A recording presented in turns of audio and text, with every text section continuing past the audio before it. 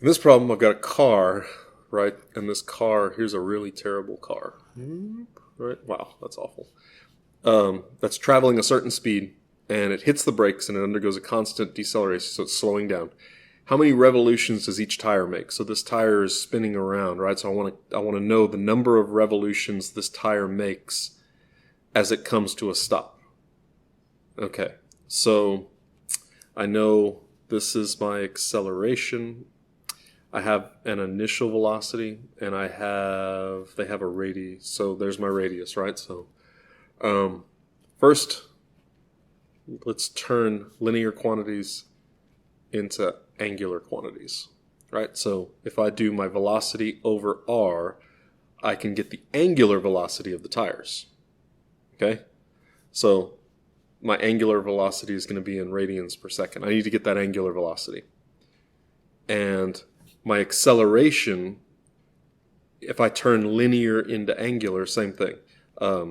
Acceleration over r gives me angular acceleration. And that's in radians per second squared, right? So if I turn those two linear values into angular values, then I can just take my angular kinematics formula. Remember the kinematics formula that says Vf squared equals V naught squared plus 2a delta x, right?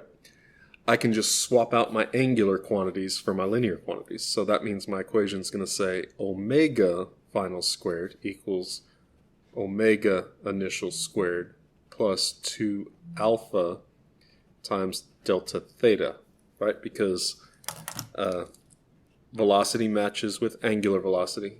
Velocity matches with angular velocity. Acceleration matches with angular acceleration. And distance matches with displacement, angular displacement. Yeah, so now I can just solve this equation. I can solve for the change in theta. And that should give me my answer in radians per second. So it's just a matter of converting linear quantities to angular quantities first, and then I can use my kinematics equation.